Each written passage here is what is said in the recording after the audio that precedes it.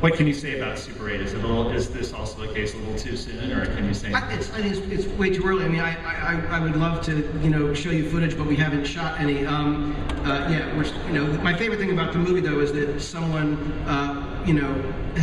will go to the theater and see the trailer and hopefully say, "Oh my God, that looks bitchin'," and have no idea they're starring in it. Yeah. So we're shooting in September. We haven't shot the movie yet. And what has been the collaboration like been with Steven so far? I mean, It's unbelievable. It really is surreal. And because there is a genre element to the movie, it's impossible to work with him and not constantly reference the work he's done, and you don't want to sound like you're being a sycophant, but it's been incredible. He's been beyond helpful, and the movie is, I think, very much in the spirit of some of the Amblin films that he made years ago. So it is a dream come true, and I couldn't imagine working on something that was more sort of personal and also kind of hyper real. Because it's not like the movie is some kind of autobiography, but there's a lot of stuff in it that feels very personal. Will a film called Super 8 be in 3D? No. No?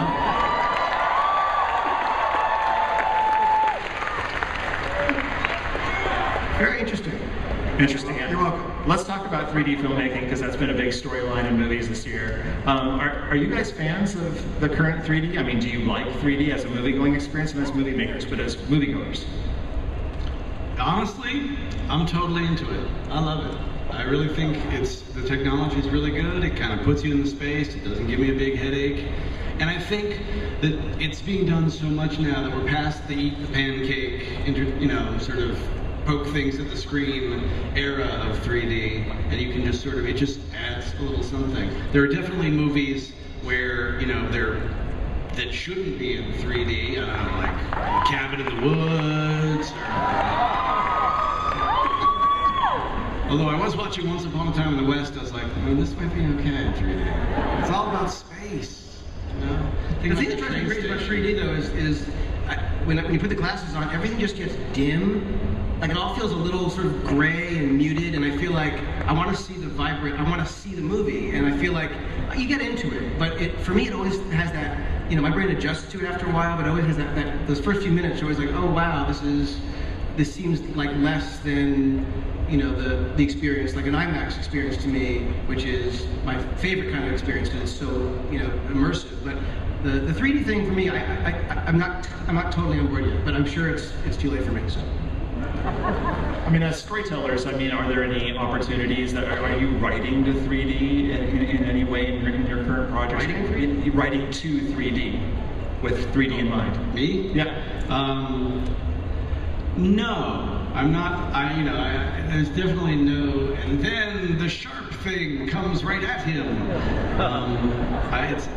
The thing is, if you're making an action movie, 3D, it lends itself to that anyway. Things are going to come at the screen. Things are going to, you're going to want to get that sense of space. You're going to want to get that sense of where they are and how they're coming at each other. It's going to be that kind of experience anyway. It's going to work in 2D. The movie has to work in 2D. Most people will see it that way. So you just sort of, you'll take it into account ultimately when you're framing, but I don't think it doesn't really change the way I shoot. There are a few things. You want, a sort of a sense of, depth of field where you get, that you get with the shorter lenses or wider lenses. I like those anyway. You don't cut as much because, it messes up the eye a little bit. I like that anyway. You want things to be coming at people so it's exciting. I also like that. So it hasn't changed anything except it's going to make it harder to shoot. Years ago, I was in New York and I was kind of a little sick, and it was late at night, and I turned the TV on. I wasn't feeling very well, and I was switching the channels, and this movie came on.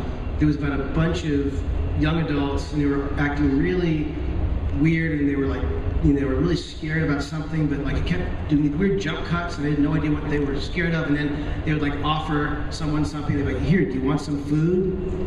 And they push it right out, and the person was like, sure, thanks. And they take it. I was like, what the hell?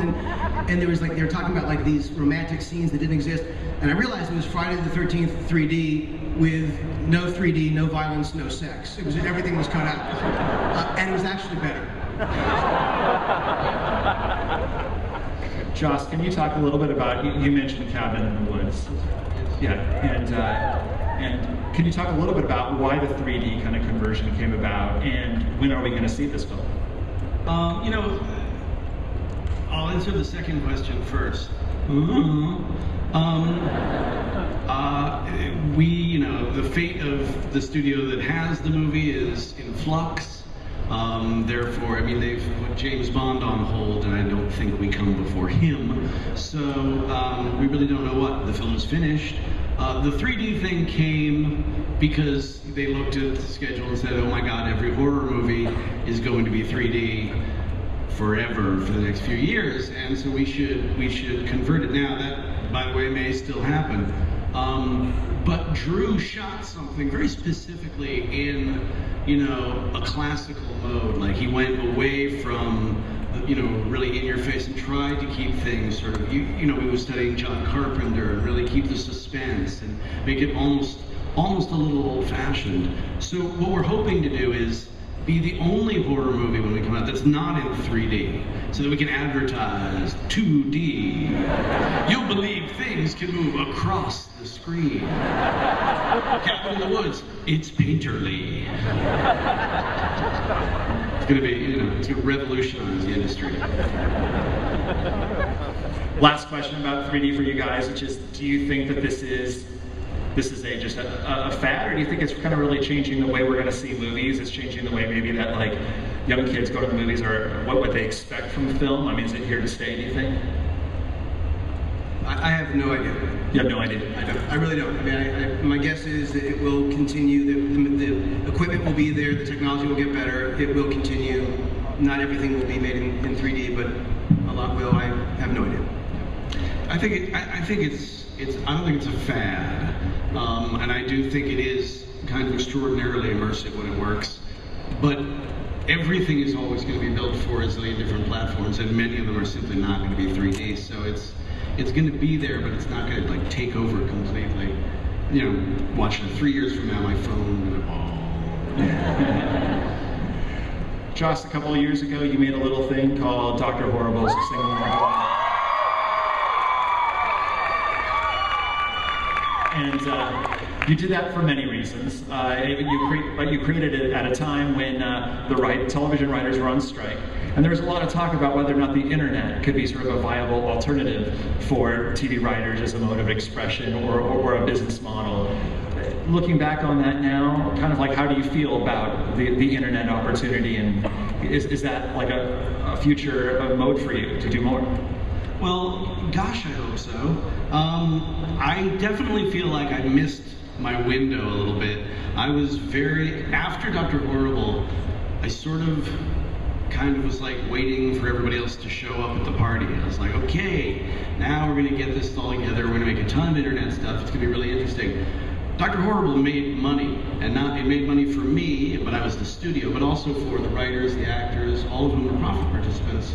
You know, so it really worked as a model by which people can actually go ahead and make a profit on the internet. People always say, well, there's no money there at all, there's less. Obviously, there's much less than can be had in movies and TV, but it can be done. And I was proud of that model because, you know, it benefited many of the artists who worked on it. And me as the studio, it benefited more. So that was great. But then I really did think, well, people will see this and want to get in on it.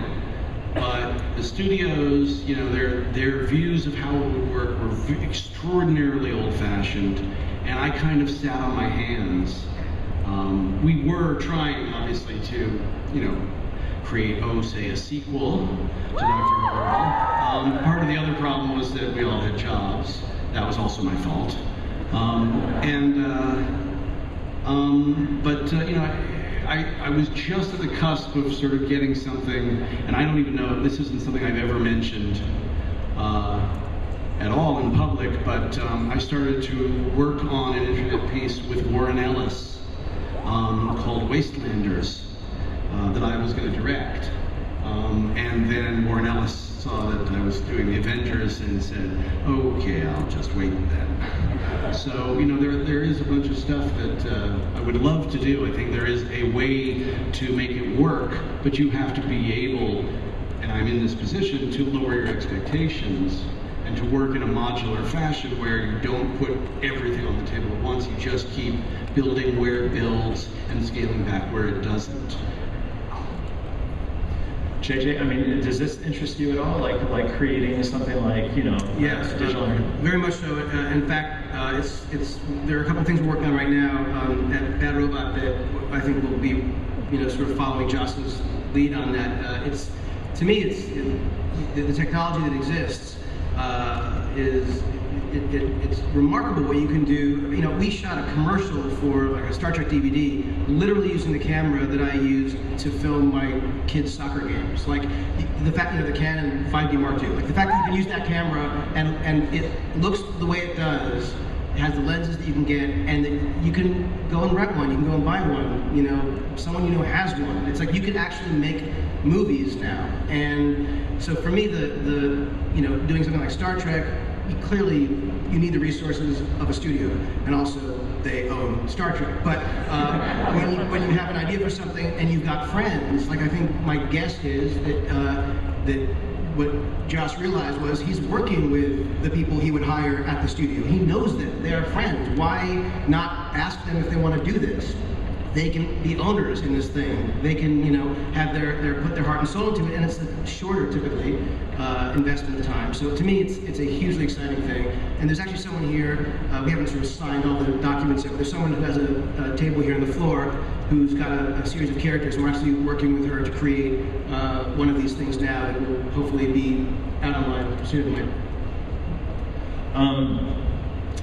Joss, with all that said, is there a Dr. Horrible sequel in the works, or is that just a question of time availability of your talent? You know, works is a strong word. It's in turnaround.